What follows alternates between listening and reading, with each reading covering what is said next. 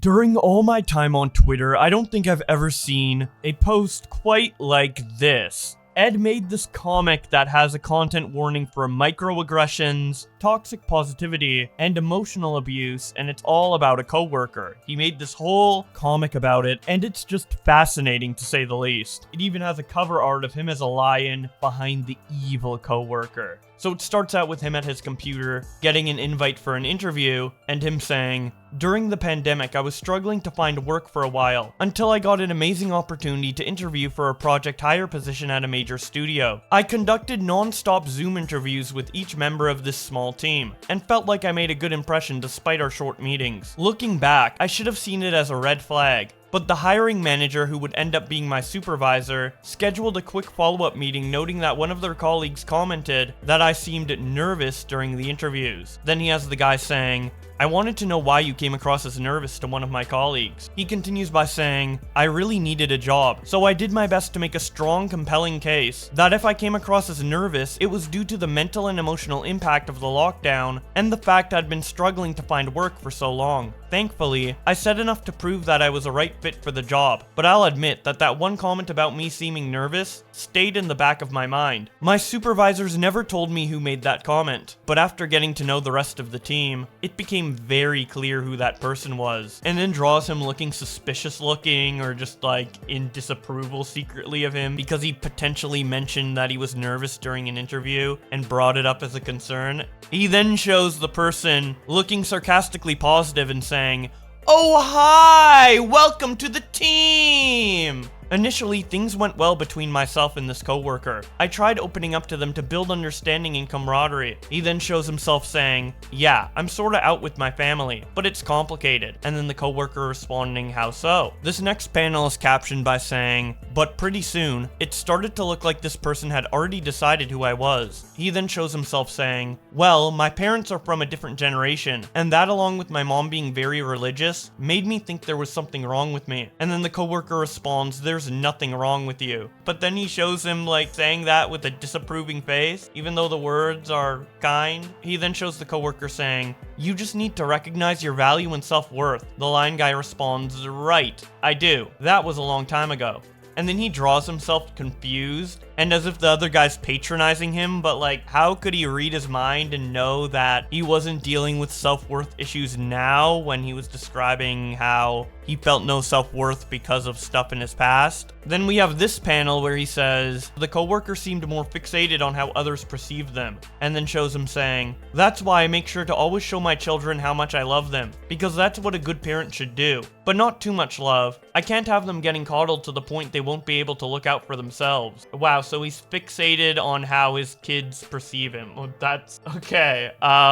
Next the guy says, "Things took a tense, awkward turn when I apologized for getting the name of a building we were visiting wrong. Oh yeah, I've been to wrong name. You mean correct name." He then says, "I realize apologizing for something like that made no sense. Bad habit coming from an abusive household, I guess." He then shows himself saying sorry, and then says, "But I doubt it warranted the response." Don't say sorry! Like, what? Dude, he's just trying to, like, encourage you to not be so hard on yourself. Even if it's, like, an impulse or by accident or you don't actually think it. He can't read your mind. Why are you interpreting it in the most, like, aggressive way possible? This is such a weird comic. And then he's, like, shocked.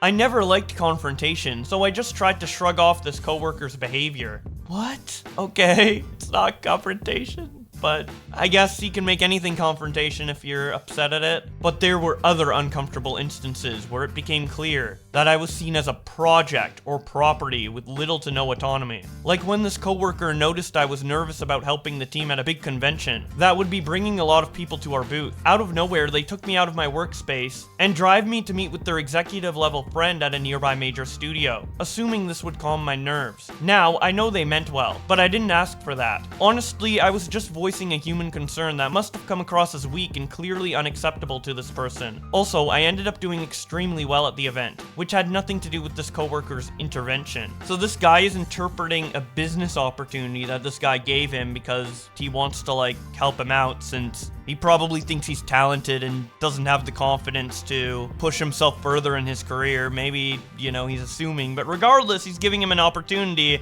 and this guy interprets it as an intervention. Like, wait, how is going to meet a executive about your work in intervention? That's a business opportunity. Twitter artists are just something else. Anyway, he continues by saying, thanks to my hard work and warm nature, I got a chance to lead orientation where I'd welcome new and returning hires to the company. We'd give out free shirts, tote bags, etc. And on one occasion, some new hires noticed their shirt was the wrong size. They asked for different sizes, and a colleague who was co-hosting gave me the okay to quickly head to our storage room and switch them out. As I was scrambling to switch out the shirts, I happened upon my team, which included that coworker. After explaining why I was in such a rush and not at orientation, that coworker gave me a look of pure disgust, as if being accommodating was a cardinal sin. Well, maybe you were in a rush and he didn't know the full context and he just looked at you weird for a second. I doubt if he knew the full context he would be disgusted that you switched out shirt sizes. This seems very over dramatic and rumination to the biggest degree. He then shows the coworker with an evil hunch and squint and says, this coworker's behavior only got worse after our studio conducted major layoffs that even impacted our small team. They started oversharing very personal and demeaning experiences, and then they show the coworker saying, we had a little misunderstanding and my spouse started yelling at me. Ha! My response to that was, did you enjoy reliving that 5-year-old tantrum? That shut them up. He then says the guy was exhibiting very clear anger issues, and then showing him saying, I just really want to punch somebody right now. He then says the coworker was expressing an obsessive hatred for birds and creating a tense, uncomfortable atmosphere that was already stressful enough given the layoffs, additional work, and unrealistic expectations that came with downsizing. Welp, I guess it's time to go to HR. He continues by saying, at this point, my relationship with that coworker had regressed to keeping a professional distance. But after so much mistreatment and not so subtle disdain coming from them, I finally needed to share my concerns with someone. Now, I did try voicing my concerns with my supervisor early on, but they were quick to dismiss my feelings and were clearly on this coworker's side. I should have known after noticing similar troubling traits those two shared, but that's another story I won't get into. After sharing practically everything I endured from this toxic coworker with HR, I made the very difficult decision to not extend my project hire status and leave this job. While it could have been a great step forward in my career, it would have came at the expense of my mental health. Had I known right away that the unidentified employee who thought I seemed nervous during my interviews would end up being a sanctimonious, abusive, irrational, petty, contrived narcissist with unaddressed trauma and seething rage, I would have never taken that job in the first place. So I really don't know what the moral of the story is. Don't presume to know people or where they're coming from, and respect that it's not your right or privilege to uncover that information. He says that right after calling the guy like a crazy narcissist because of some comments he interpreted as toxic positivity. It did. The irony is just palpable. Anyway, continuing on. He says, or maybe don't assume that being stuck in the same office or remote job together every day gives you free reign to ignore or violate a colleague's boundaries. Well, I mean, according to this comic, you never even set up the boundaries with him. You complained to the supervisor, you complained to HR. Did you ever confront the guy directly? I mean, I feel like you would mention it in this post, but regardless, he continues by saying, the fact that I made a comic about it means I'm currently still grappling with this trauma. I was able to address it through therapy and reading self-help books, but I know it's a process that I can't just get over. Like society or well-meaning family members are too quick to say. A part of me fears that I inherited some of that coworker's toxic traits.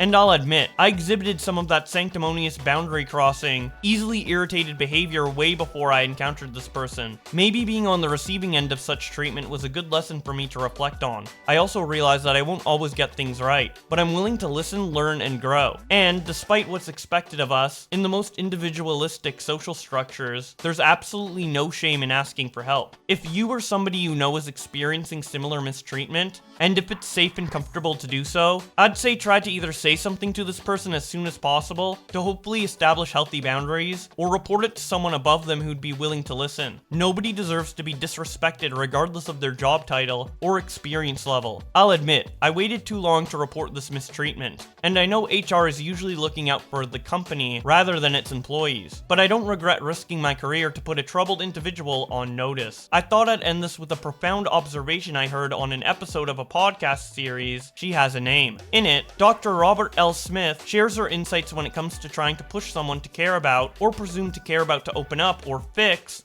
unsatisfactory characteristics. Quote, "There is an ignorance that we know better. And the truth is we don't. Sometimes when we push people to get information, and they say it is to help you, it may be that they don't know how to manage their own anxiety, their own helplessness. So they see that you are maybe struggling, or they imagine, given what you are living with and through, that you must need something, and they are going to be the ones to give it. That's their hero fantasy. So our hearts can be in the right place, but the truth is that it doesn't work. It exhausts everyone involved, and it puts barriers between us. The gift we can give anyone is to honor their space and their pace. And how do we do that as loved ones? Go find your own joy." Unquote. So with that, while I genuinely hope I never see that coworker ever again, I encourage them to seek the help they are too proud to admit they need, respect others' boundaries, and go find their own joy. And more importantly, I'm making the time to create and find my own joy moving forward. Ed, the guy who made this comic, then ends his thread by saying, "Wasn't sure if I should share this experience honestly, but part of me felt really tired of running into too many people who saw kindness as a weakness. Hope this can be helpful for anyone who's endured similar mistreatment, and I'm sorry you had to go through that." Then, of course, the reaction to this was a bunch of normal people wondering why the hell this guy was so nitpicky. We have Justin Wang making a joke about it when he says, "At the office I used to work at, a coworker gave me an Altoid every time the Windows XP startup sound played. This went on for weeks. Eventually, I expected a mint whenever I turned on my PC. It turned out he was purposely training me to expect a treat like a dog." TK's Mantis says, "I have never seen someone claim annoying behavior from a coworker as trauma before. Just wow with this." Cade Autism Proud says, "So, what was the bad thing that happened?" Fed Fear says, "I'm sorry to say this, but you were rightfully fired. You made problems from nothing." Glup Shido says, "That was such a non-problem that I think you were the issue, not your coworker. Imagine needing therapy and calling this experience trauma because you had a coworker try to help you become less nervous in the workspace." Slob says, "You, don't presume to know people or where they are coming from. Also you. My coworker clearly has unresolved trauma."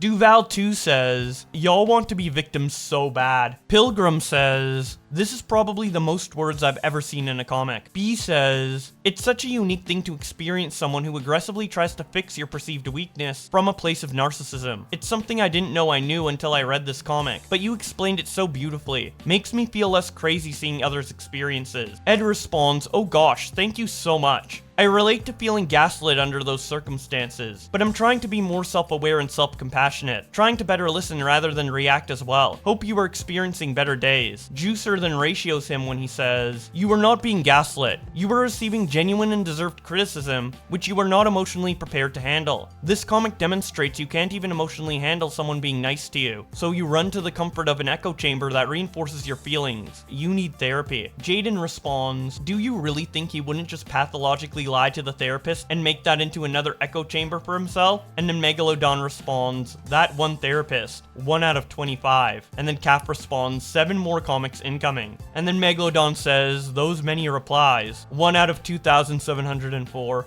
Bones of Smoke says, "Can we not compare annoying coworkers to literal abuse and toxicity? Please and thank you." Starsleep says, "I'm a little confused why the person hating birds contributed to you leaving your job?" And then marks it as a genuine question. Clapper responds, "He was definitely grasping at straws here, cause shit had me crying laughing." Red Maryland Goat says, "OP is actually a small flock of birds in a trench coat." Squirrel Mob says, "I 100% believe you blew up every interaction and perceived things as more negative than they were. You made this person you could easily brush off a horrible figure in your mind, and did a trauma dump comic after you quit. I don't think you know what hostile environment means." Ploopy says, "These are the type of trauma dump comics that should be memed on instead of the SA ones." Alan says, "So he just had an annoying coworker?" Doc says, "This reminds me of the I forgot you were Italian." Spider says, you drew everyone but yourself as a plain character, and yourself as a lion. Like you really believe you're the most unique person in the world, and everyone else, compared to you,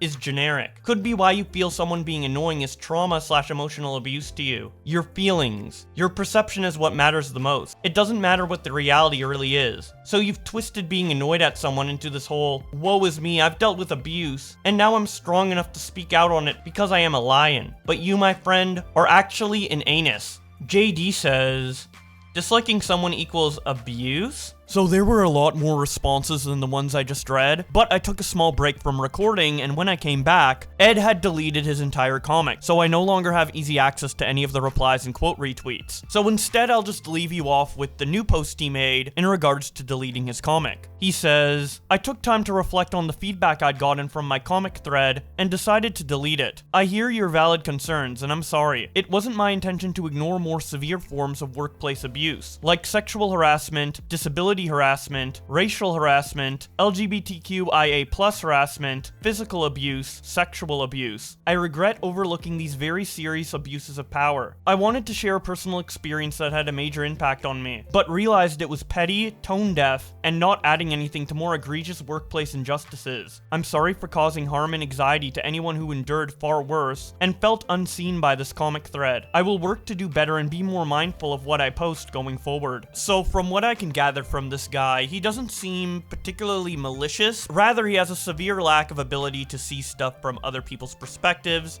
ruminates a lot, is overly anxious, and all of this stuff combined created one of the most interesting comic threads I've ever read, and probably the best example of self-victimization I have ever seen online. But that's just my opinion. I would love to hear what you guys have to say in the comments section below. If you'd like to see more opinionated content from me, go check out my other channel, Mayo Monkey, where I frequently live stream and give my thoughts on various dramas that I find funny. And to keep informed on everything going on Twitter, don't forget to subscribe to this channel with notifications on. But with all that being said, thank you guys so much for watching, and I'll see you in another video.